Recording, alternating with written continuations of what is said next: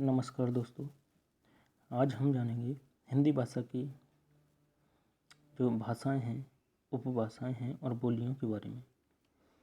तो आप जैसा कि जानते हैं कि पिछली वीडियो में हमने देखा था हिंदी भाषा का उद्भव और विकास किस प्रकार से हुआ। यहाँ पर एक ओवरव्यू देखने को मिलेगा जो कि हिंदी भाषा, उपभाषा और बोलियों से संबंधित है। तो हिंदी, मराठी, नेपाली आदि देवनागरी लिपि में लिखी जाती हैं।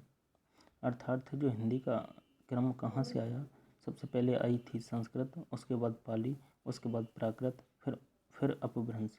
तो अपभ्रंश में ही ये बहुत सारी भाषाएं जो आ जाती हैं हमारी, जो भारत देश में बोली जाती हैं। जैसे कि बात करते हैं मगधी, है ना। मगधी, ये सारी अपभ्रंश भाषाएं हैं। मगधी हो गई, अर्धमागधी हो गई, शौरसेनी हो गई। अपभ्रंश में और भी आ जाती हैं प्राकृत, पाली, संस्कृत, शौरसेनी, ठीक है, शौरसेनी। जैसे मगही की बात करें तो इसमें बंगाली, असमिया, उड़िया और बिहारी हिंदी को लिया जाता है।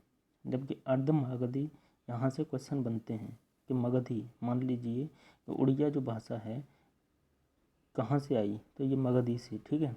ऐसे ही अर्धमागधी कौन सी हिंदी है, तो पूर्वी या पश्चिमी, तो ऐसे पूछ लिए जाते हैं क्वेश्चन।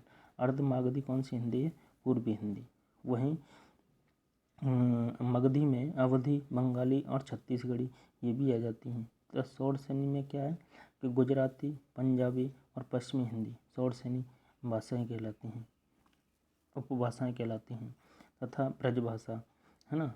वहीं अपभ्रंश में प्राकृत, पाली, संस्कृत। शौरसेनी एक पहाड़ी हिंदी होती है जो कि हिमाचल प्रदेश इधर बोली जाती है, पहाड़ी इलाकों में। वहीं शौरसेनी एक मराठी होती है ना, मराठी, ठीक है। जो पहाड़ी हिंदी होती है वो दो प्रकार की होती है, एक गढ़वाली और एक कुमाऊनी। पहाड़ी हिंदी जो होती है एक दो प्रकार की होती है, एक गढ़वाली, एक कुमाऊनी। तो मराठी और मालवी जो होती है शौरसेनी एक राजस्थानी हिंदी होती है जो कि मालवी, मारवाड़ी और मेवाती तीन प्रकार से विभाजित है। मालवी, मारवाड़ी और मेवाती। और जयपुरी, हाड़ौती, जयपुरी और ढूंढाड़ी, ये इसी प्रकार की भाषाएं मिलती हैं। ये राजस्थानी हिंदी में आती हैं।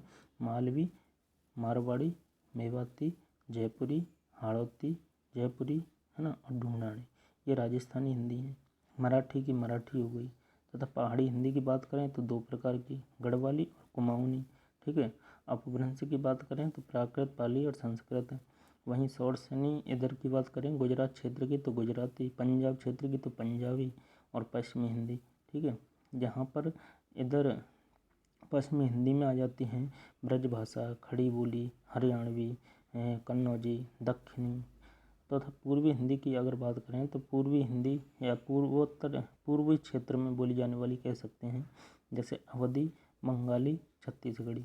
और मगधी जो होती है, मगधी वह भी पूर्वी भाग में ही लगभग बोली जाती है, बट बंगाली, असमिया, उड़िया और बिहारी हिंदी ये भाषाएं हो जाती हैं, उपभाषाएं हो जाती हैं। नेक्स्ट देखिए राष्ट्रभाषा। ये राष्ट्रभाषा कैसे बनी कि राष्ट्रभाषा का शाब्दिक अर्थ है कि समस्त शब्द प्रयुक्त होने वाली भाषा, अर्थात जो भाषा जन जन में विचार विनिमय के लिए प्रयुक्त की जाती है राष्ट्रभाषा कहलाती है। सबसे पहला पॉइंट याद रखना कि राष्ट्रभाषा कोई संवैधानिक भाषा नहीं है, बल्कि यह प्रयोगात्मक, व्यवहारिक व जन मान्यता प्राप्त शब्द है। क्या? राष्ट्रभाषा। दूसरा पॉइंट है राष्ट्रभाषा राष्ट्रीय एकता एवं अंतर्राष्ट्रीय संपर्क की आवश्यकता की उपज होती है। तीसरा है स्वतंत्रता संग्राम के दौरान हिंदी को राष्ट्रभाषा का दर्जा दिया गया। चौथा पॉइंट है जॉर्ज ग्रियर्सन ने हिंदी को आम बोलचाल की महाभाषा कहा। क्या कहा? महाभाषा। आम बोलचाल की मतलब बहुत ज़्यादा क्षेत्र में यह बोली जाती है। तो राष्ट्रभाषा होने के लिए क्या क्या शर्तें आवश्यक हैं? सबसे पहला पॉइंट है कि शब्द सरल भाषा में होने चाहिए, अर्थात शब्द बोलने और लिखने वाले के दृष्टिकोण से सरल होने चाहिए। दूसरा है भारतवर्ष के बहुत से लोग उस भाषा को बोलते हों तथा इसी अनुपात में से समझते हों। यह देश की संस्कृति की वाहक होनी चाहिए। राजभाषा ऑफिशियल लैंग्वेज क्या है? देखिए कि वह भाषा जो देश के राजकीय कार्यों के लिए प्रयोग में लाई जाती है राजभाषा कहलाती है। अर्थात हमारे राज्य के जो भी कार्य जिस भाषा में होते हों वही क्या कहलाती है? राजभाषा। इसका शाब्दिक अर्थ है राजकाज की भाषा। तो पहले क्या है, राजाओं नवाबों के समय इसे दरबारी भाषा भी कहते थे। राजभाषा कोई भी भाषा हो सकती है, जैसे संस्कृत और सिंधी को किसी भी राज्य में राजभाषा का दर्जा नहीं दिया गया है। राजभाषा एक संवैधानिक शब्द है। हिंदी को 14 सितंबर 1949 ईस्वी को संवैधानिक रूप से राजभाषा घोषित किया गया था। ठीक है। प्रतिवर्ष 14 सितंबर को, प्रतिवर्ष क्या है, 14 सितंबर को हिंदी दिवस के रूप में मनाया जाता है, जैसा कि आप सभी जानते हैं। अगर अनुच्छेद की बात करें तो अनुच्छेद 120 के अनुसार संसद में प्रयोग की जाने वाली भाषा जो है हिंदी होगी या होगी अंग्रेजी। किसके अनुसार? अनुच्छेद 120 के अनुसार। ये एग्जाम में क्वेश्चन पूछे जाते हैं कि हिंदी या अंग्रेजी जो संसद में प्रयोग की जाने वाली भाषा होगी वह किस अनुच्छेद के अनुसार होगी? तो आपका आंसर होगा अनुच्छेद 120। किंतु लोकसभा तथा राज्यसभा के अध्यक्ष किसी सदस्य को उसकी मातृभाषा में सदन को संबोधित करने के लिए बाध्य नहीं कर सकते। अर्थात मातृभाषा में बोलें वह इस प्रकार से बाध्य नहीं कर सकता कोई भी। नेक्स्ट, संसद विधि द्वारा अन्यथा उपबंध न करें तो 15 वर्ष की अवधि के पश्चात या अंग्रेजी में शब्दों का लोप किया जा सकेगा। अनुच्छेद 210 कहता है कि इसके अनुसार राज्य विधानमंडल में प्रयोग की जाने वाला भाषा जो है कौन सी होगी, यह चुनने का अधिकार राज्यों को है। अर्थात राज्य अपने अनुसार अपनी राजभाषा को चुन सकते। यहाँ से एग्जाम में क्वेश्चन पूछा जाता है अनुच्छेद 343, 345, 348, 350। तो संघ की राजभाषा हिंदी और लिपि देवनागरी होगी। यह अनुच्छेद 343 भाषा से संबंधित मूल अनुच्छेद, महत्वपूर्ण अनुच्छेद, वेरी वेरी इंपॉर्टेंट है ये। तो अंकों का रूप भारतीय अंकों का अंतर्राष्ट्रीय रूप ही होगा।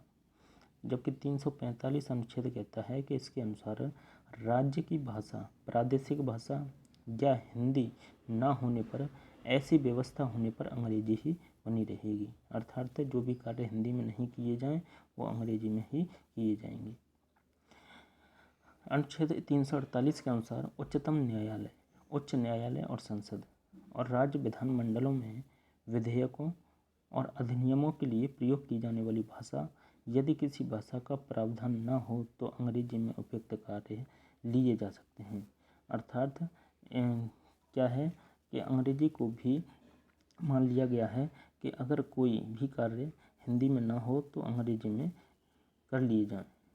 अनुच्छेद 350 कहता है इसके अनुसार व्यवस्था के निवारण के लिए प्रार्थना पत्र में प्रयोग की जाने वाली भाषा किसी भी भाषा में हो। इस प्रकार से 350 अनुच्छेद जो कहता है। अनुच्छेद 351 के अनुसार हिंदी के विकास के लिए निर्देश यह है कि संघ हिंदी भाषा का विकास और प्रचार प्रसार करे। हम जैसे दिवस मनाते हैं हिंदी दिवस, तो हिंदी भाषा का प्रचार प्रसार चारों तरफ होता है। तो कौन सी धारा के कौन से अनुच्छेद के अनुसार? अनुच्छेद 351 के अनुसार। नेक्स्ट, 8वीं अनुसूची। तो संविधान की 8वीं अनुसूची में उल्लेखित है 22 भाषाओं का स्रोत संस्कृत को माना गया। कितनी भाषाओं का? 22 भाषाओं का स्रोत, जिसमें कि असमिया, बंगला, गुजराती, कश्मीरी, मलयालम, कन्नड़, मराठी, उड़िया, पंजाबी, संस्कृत, तमिल, तेलुगु, उर्दू और हिंदी।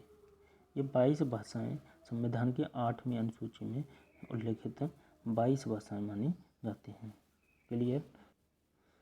देखिए, मूल संविधान में 14 भाषाएं थीं। भाषा संविधान में 14 भाषाएं थीं। सिंधी भाषा को 21वां संविधान संशोधन 1967 के तहत जोड़ा गया। किसको? सिंधी भाषा। सिंधी भाषा को 21वां संविधान संशोधन 1967 के तहत पहले क्या थी? मूल 14 भाषाएं थीं, अब 22 हो गई, है ना। तो ये कब कब और किस संविधान के तहत जोड़ी गई हैं 22 भाषाएँ, ठीक है। तो सिंधी को जोड़ा गया 21वां संविधान संशोधन 1967 के तहत। 71वें संविधान संशोधन के तहत 4 भाषाओं को जोड़ा गया, जो कि 71वें में कौन सी आती है देख लीजिए। जो 16वीं भाषा जोड़ी गई वह थी कोंकणी, है ना। 17वीं जो जोड़ी गई वह थी मणिपुरी भाषा। 18वीं जो जोड़ी गई वह थी नेपाली। और 92वां संविधान संशोधन 2003 के तहत बोडो, डोंगरी, मैथिली और संथाली, बोडो, डोंगरी, मैथिली और संथाली भाषाओं को जोड़ा गया। अब देखिए बोली क्या होती है। बोली के बारे में आता है कि बोली क्या होती है कि छोटे से क्षेत्र में, है ना, या सीमित क्षेत्र में, मान लीजिए कि चारों तरफ जो है इंडिया बसा हुआ है, ठीक है। इस प्रकार से पूर्व पश्चिम उत्तर दक्षिण, पूर्व पश्चिम उत्तर दक्षिण। तो एक छोटे से क्षेत्र में मान लो कहीं भी बोली जाने वाली जो बोली होती है वह क्या कहलाती है, भाषा बोली कहलाती है। बोली जाने वाली जो भाषा होती है वही क्या कहलाती है, बोली कहलाती है। और मौखिक बोली मौखिक स्तर पर होती है, बोली की कोई लिपि नहीं होती है। क्लियर। अब देखिए भाषा, यहाँ से क्वेश्चन बनते हैं कि बोली और भाषा में अंतर क्या है, इसी प्रकार से आपसे पूछ लिया जाता है। तो बोली के अगले चरण के रूप में भाषा को जाना जाता है और इसका क्षेत्र बोली से बहुत व्यापक होता है। व्यापक मतलब बड़ा होता है। इसमें व्यापक साहित्य सृजन होता है। साहित्य सृजन मतलब बहुत ज़्यादा बड़ा साहित्य जो है रचा जाता है और प्रत्येक भाषा की लिपि निर्धारित होती है। भाषा लिखित स्तर पर होती है। किस पर? लिखित स्तर पर। एक भाषा के अंतर्गत कई उपभाषाएं होती हैं। एक भाषा जो होती है, मान लो हिंदी है, तो यहाँ पर हमने हिंदी के विभिन्न रूप देखने को मिले, जैसे ब्रजभाषा, मगधी, अवधी, है ना, बंगाली, असमिया, उड़िया, कुमाऊनी, पहाड़ी। तो हिंदी की जो क्या होती हैं, बहुत सी उपभाषाएं हैं। क्या होती हैं? उपभाषाएं। तो और एक उपभाषा के अंतर्गत कई बोलियां मिलती हैं, है ना। सर्वप्रथम एक अंग्रेज प्रशासनिक अधिकारी जॉर्ज अब्राहम ग्रियर्सन ने अपनी पुस्तक भारतीय भाषा सर्वेक्षण में हिंदी का उपभाषा व बोलियों में सर्वेक्षण वर्गीकरण विकसित किया था। तो भारतीय भाषा सर्वेक्षण जो अपनी पुस्तक थी उनकी, किसकी? जॉर्ज अब्राहम ग्रियर्सन की। यहाँ से क्वेश्चन बनता है कि भारतीय भाषा सर्वेक्षण किनकी पुस्तक है, तो जॉर्ज अब्राहम ग्रियर्सन की। तो ये एक अंग्रेज प्रशासनिक अधिकारी थे जिसमें कि क्या वर्णन किया जाता है कि हिंदी का उपभाषा व उनकी बोलियों का सर्वेक्षण का वर्गीकरण अर्थात इसके बारे में बताया जाता है। अब देखिए विभाषा क्या होती है। विभाषा बोली और भाषा के बीच, एक तो बोली होती है और एक भाषा होती है, उसके बीच की स्थिति को ही क्या कहते हैं? विभाषा कहते हैं। विभाषा का क्षेत्र बोली से अधिक किंतु भाषा से कम विस्तृत होता है और इसमें साहित्य रचनाएं प्राप्त होने लगती हैं। क्या होने लगती हैं? साहित्य रचनाएं प्राप्त होने लगती हैं। देखिए हिंदी की विभाषा क्या है। तो हिंदी की भाषा, उपभाषा और बोलियां होती हैं, जैसे ब्रज, खड़ी, अवधी, मैथिली और भोजपुरी। विभाषा सूत्र क्या है कि भारत की एकता भावना को बढ़ाने का प्रयास इससे किया जाता है। जैसे मातृभाषा, है ना। मातृभाषा क्या है कि विभाषा सूत्र में एक तो मातृभाषा, एक राष्ट्रभाषा। राष्ट्रभाषा में क्या है? हिंदी भाषी राज्यों के लिए, जैसे दक्षिण की, है ना, राजभाषा और भाषा, और दक्षिणी भाषी राज्यों के संपर्क भाषा के लिए उत्तर भारत की कोई भाषा।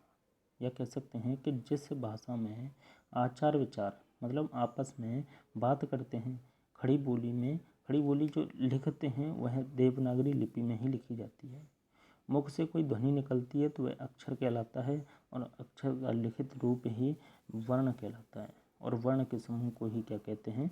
वर्णमाला। ब्रज, अवधी, खड़ी बोली, भोजपुरी और मैथिली। जैसे लिपि क्या होती है? लिपि तो बोली और भाषा ध्वनि रूप में होते हैं, आप जैसा कि जानते ही हैं। और इन ध्वनियों को जब हम संकेत या चिन्हों के रूप में प्रदर्शित करते हैं तब उसे लिपि कहा जाता है। और प्रत्येक भाषा के लिखने के लिए उसकी अपनी एक लिपि होती है। जैसे हिंदी, मराठी और नेपाली की जो लिपि होती है वह क्या होती है? देवनागरी लिपि। हिंदी, मराठी और नेपाली की जो लिपि कहलाती है वह कहलाती है देवनागरी। पंजाबी की गुरमुखी और अंग्रेजी की रोमन लिपि। भारत की सभी लिपियाँ ब्राह्मी लिपि से ही निकली हैं। कहाँ से? ब्राह्मी लिपि से निकली हैं। और ब्राह्मी लिपि का प्रयोग वैदिक आर्यों ने शुरू किया। देवनागरी लिपि को लोकनागरी एवं हिंदी लिपि भी कहा जाता है। देखिए, यहाँ से क्वेश्चन बन सकता है कि देवनागरी लिपि को अन्य नाम क्या है। देवनागरी लिपि का अन्य नाम क्या है? तो लोकनागरी भी कहा जाता है इसे, और हिंदी लिपि भी कहा जाता है। यह लिपि बाईं से दाईं ओर लिखी जाती है। ये क्वेश्चन एग्जाम में 100% बनता है कि जो देवनागरी लिपि का जो लिखने का क्रम है वह बाएं से दाएं होता है या दाएं से बाएं होता है या ऊपर से नीचे या नीचे से ऊपर। तो यहाँ पर आपको ध्यान रखना है कि जैसे हम जो लिखते हैं ना, लिखने का हमारा जो क्रम है तो वह बाएं से दाएं होता है, और यही होती है देवनागरी लिपि। मतलब इस तरफ से लिखना स्टार्ट करेंगे और इधर चलते चलते जाएंगे। ठीक है। नेक्स्ट आज की वीडियो के लिए इतना ही, और तैयारी करते रहें, अपने हौसले बुलंद रखें, साथ ही साथ पढ़ते रहें। आपको अवश्य सफलता प्राप्त होगी। वीडियो देखने के लिए आपका बहुत बहुत धन्यवाद।